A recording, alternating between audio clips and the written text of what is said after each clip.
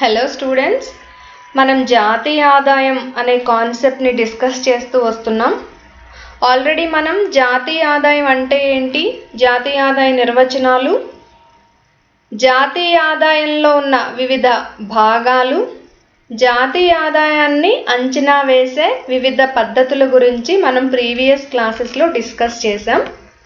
ఈ క్లాస్లో మనం జాతీయ ఆదాయ అంచనాలో సమస్యలు లేక ఇబ్బందులు, difficulties in national income estimation, మరియు జాతీయ ఆదాయ అంచనాల ప్రాధాన్యత, importance of national income estimation అనే కాన్సెప్ట్ డిస్కస్ చేద్దాం. సో మనం ఆల్రెడీ చెప్పుకున్నట్లుగానే జాతీయ ఆదాయము అంటే ఒక దేశంలో ఒక సంవత్సర కాలంలో ఆ దేశ పౌరుల ద్వారా ఉత్పత్తి అయిన అంతిమ వస్తు సేవల మార్కెట్ విలువల మొత్తము. ఈ జాతీయ ఆదాయాన్ని 3 పద్ధతుల ద్వారా అంచనా వేయొచ్చు అని మనకి కుజ్నెట్స్ అనే ఆర్థికవేత్త తెలియజేశారు. ఆ పద్ధతుల్ని మనం ఆల్రెడీ డిస్కస్ చేసాం. ఉత్పత్తి మదింపు పద్ధతి, ఆదాయ మదింపు పద్ధతి, వ్యయాల మదింపు పద్ధతి. ఒక్కొక్క దేశంలో ఆ దేశ అనుకూలతను బట్టి లేక ఒక్కొక్క రంగంలో ఆ రంగం యొక్క అనుకూలతను బట్టి మనం ఈ పద్ధతుల్ని జాతీయ ఆదాయ అంచనాలో వాడటం జరుగుతుంది. అయితే ఈ జాతీయ ఆదాయాన్ని అంచనా వేసేటప్పుడు మనం కొన్ని ఇబ్బందుల్ని ఎదుర్కోవాల్సి వస్తుంది. ఏంటి ఆ ఇబ్బందులు అంటే, ఫస్ట్ వన్, మార్కెట్కు రాని వస్తు సేవలు, నాన్ మానిటైజ్డ్ సెక్టర్ అంటాం ఇంగ్లీష్లో. ఏంటి మార్కెట్కు రాని వస్తు సేవలు ఏముంటాయి అంటే, ఫర్ ఎగ్జాంపుల్ వ్యవసాయ రంగంలో రైతులు వారు పండించిన పంటలో వారి కుటుంబానికి సరిపడా మొత్తాన్ని మార్కెట్కు తరలించరు, అంటే అమ్మకంలో పెట్టరు. వారి కుటుంబ వినియోగానికి సరిపడా పంట మొత్తాన్ని వారు పక్కన పెట్టి మిగిలిన దానిని వారు మార్కెట్లో అమ్మకానికి పెడతారు. అలాగే సేవల్ని చూసుకుంటే, ఫర్ ఎగ్జాంపుల్ తల్లి చేసే సేవ, గృహిణి అందించే సేవలు, ఇవన్నీ కూడా ద్రవ్య రూపంలో లేని సేవలు, మార్కెట్లో అమ్మకానికి లేని వస్తు సేవలు, కానీ వాటి వినియోగం యథావిధిగా జరిగిపోతుంది. ఇటువంటి మార్కెట్కు రాని వస్తు సేవల విలువను లెక్కించటం మనకి జాతీయ ఆదాయ అంచనాలో ఒక ఇబ్బందిగా ఉంది అని మనం చెప్పొచ్చు, నాన్ మానిటైజ్డ్ సెక్టర్. అలాగే రెండవది ఇంప్యూటెడ్ వ్యయాలు, ఇంప్యూటెడ్ కాస్ట్. ఏంటి ఈ ఇంప్యూటెడ్ కాస్ట్ అంటే, మనకి తెలుసు ఉత్పత్తి వ్యయము అంటే ఉత్పత్తి ప్రక్రియలో ఉపయోగించే అన్ని ఇన్పుట్స్ మీద పెట్టే ఖర్చుని మనం ఉత్పత్తి వ్యయము అంటాం. యూజువల్గా వస్తు సేవల్ని ఉత్పత్తి చేయడానికి అయ్యే ఖర్చుని ఉత్పత్తి వ్యయము అంటాం. ఈ ఇంప్యూటెడ్ వ్యయాలు అంటే ఏం చెప్తామంటే, మనం ఉత్పత్తి ప్రక్రియలో ఉత్పత్తిదారుడు లేక ఉద్యమదారుడు తన సొంత భూమిని ఉత్పత్తి ప్రక్రియలో వినియోగించినప్పుడు దానికి సంబంధించిన బాటకాన్ని ఖర్చుగా చూపించడు. అలాగే తన సొంతగా ఒక శ్రామికుడిగా పనిచేసినప్పుడు తనకు రావలసిన వేతనాన్ని విడిగా చూపించరు. అలాగే తన సొంత ధనాన్ని పెట్టుబడిగా పెడితే దానికి రావలసిన వడ్డీని విడిగా చూపించరు.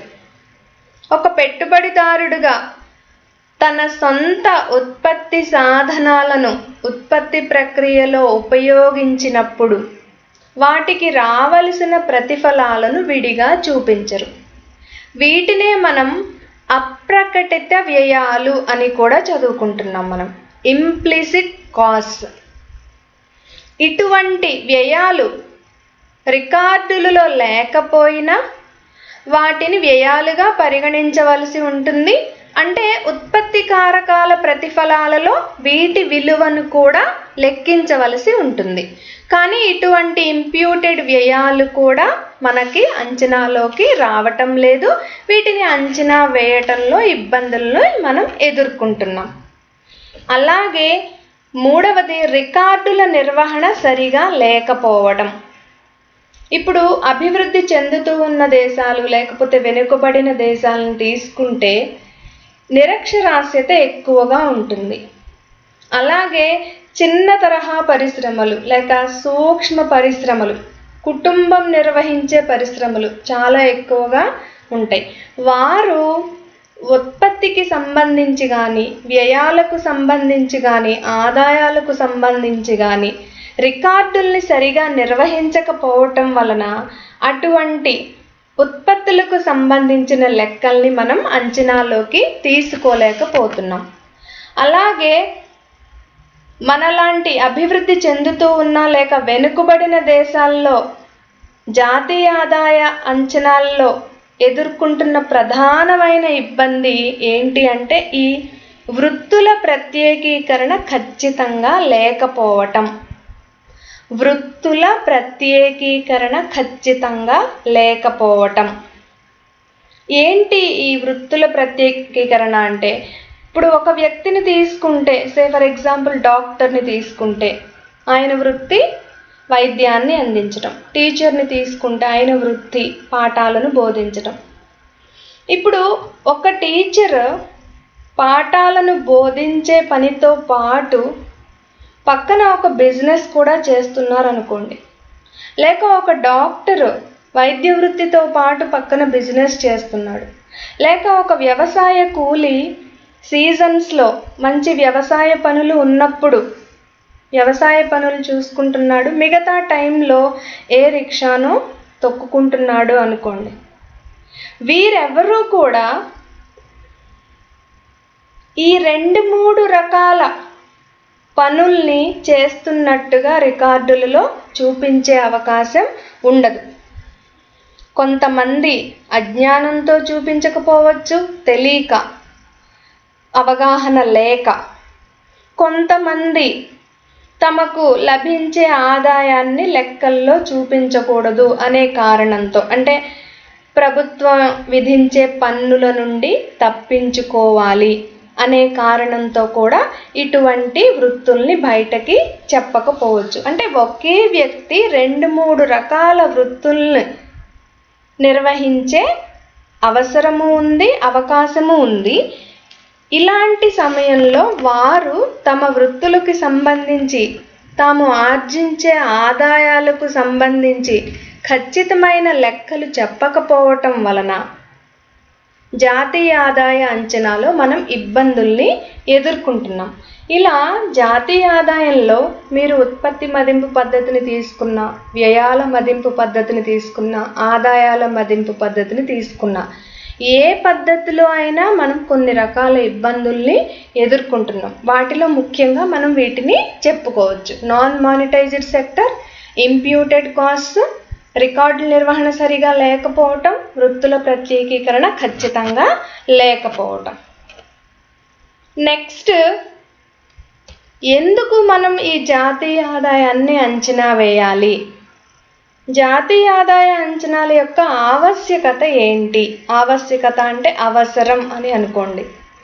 ఏంటి అనేది మనం చూస్తే, ఈ జాతీయ ఆదాయాన్ని ముఖ్యమైన ఆర్థిక సూచికగా మనం చెప్పొచ్చు.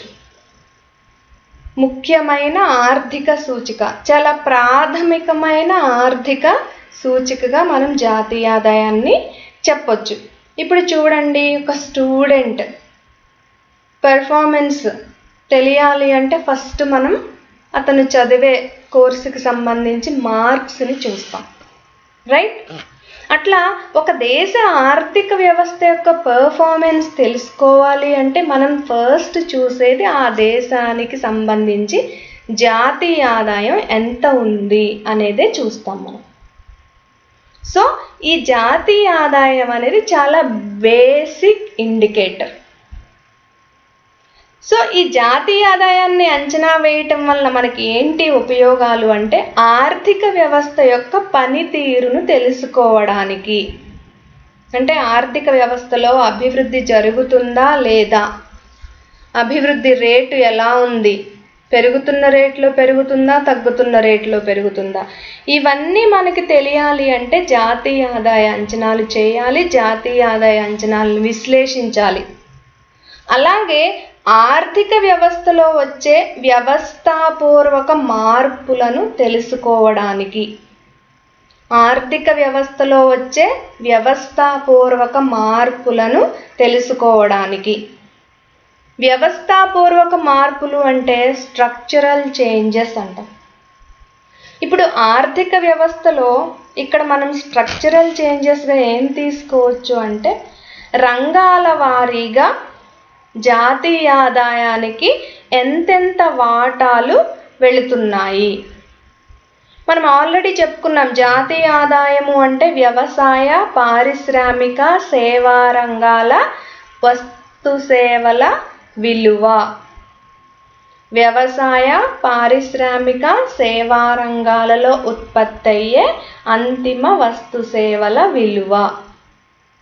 ఇక్కడ చాలామంది ఆర్థికవేత్తలు చెప్తారు, ఏం చెప్తున్నారు, ఆర్థికంగా అభివృద్ధి చెందడం అంటే సాంప్రదాయ గ్రామీణ వ్యవసాయ ఆర్థిక వ్యవస్థ నుండి ఆధునిక పారిశ్రామిక సేవారంగ ఆర్థిక వ్యవస్థ వైపు పయనించటమే ఆర్థికాభివృద్ధి అని.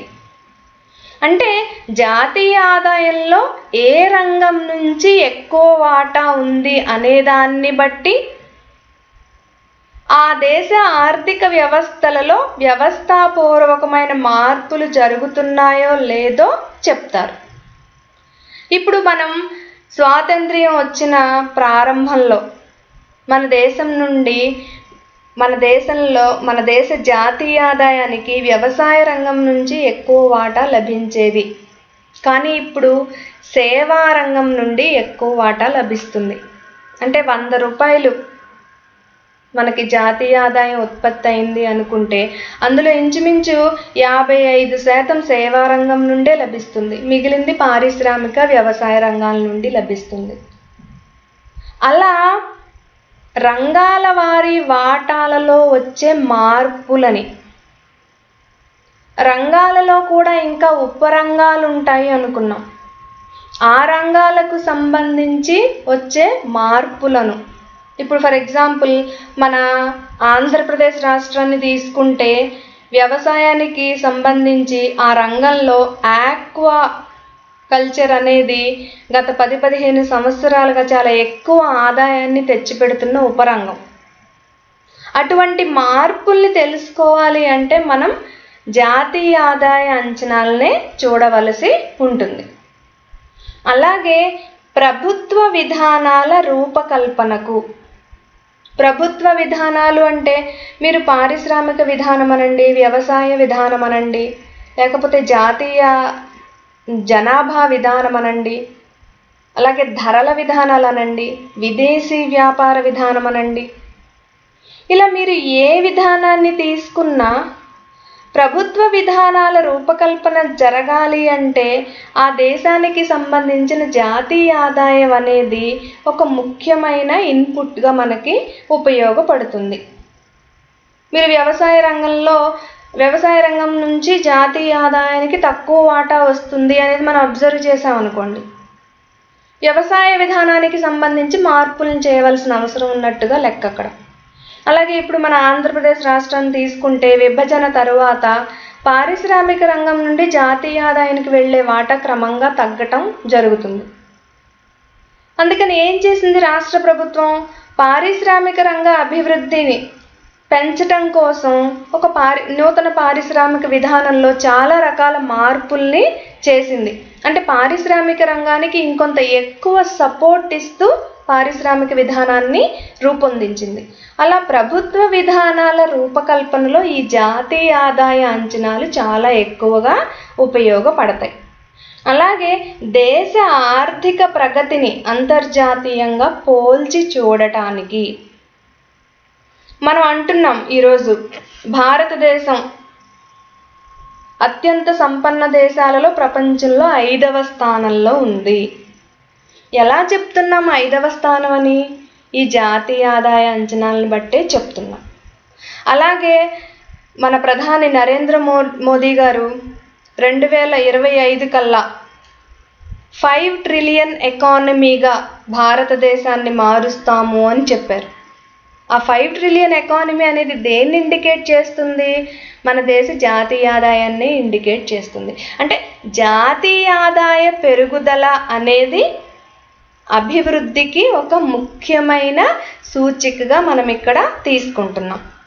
అలా వేరే దేశాలతో పోల్చినప్పుడు మన దేశ యొక్క ఆర్థిక వ్యవస్థలో ప్రగతి ఏ విధంగా ఉంది, వృద్ధి అభివృద్ధులు ఎలా ఉన్నాయి, మనం ప్రపంచంలో ఏ స్థానంలో ఉన్నాము, అలాగే దేశంలో కూడా రాష్ట్రాల మధ్య అభివృద్ధిని పోల్చి చూడటానికి ఈ జాతీయ ఆదాయ అంచనాలు చాలా బాగా ఉపయోగపడతాయి. పోల్చి చూసుకున్నప్పుడు మనం ఏ రంగంలో అయితే తక్కువగా ఉన్నామో దానిని మనం ఇంకొంత సపోర్ట్ చేస్తూ మనం ప్రభుత్వ విధానాల్ని లేక ఆయా రంగాలకు సంబంధించిన విధానాల్ని మనం రూపకల్పన చేయొచ్చు.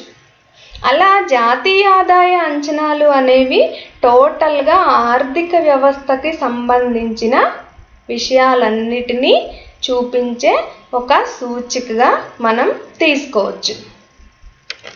సో నెక్స్ట్ క్లాస్లో మనం ఈ జాతీయ ఆదాయానికి సంబంధించిన వివిధ భావనలని తెలుసుకుందాం.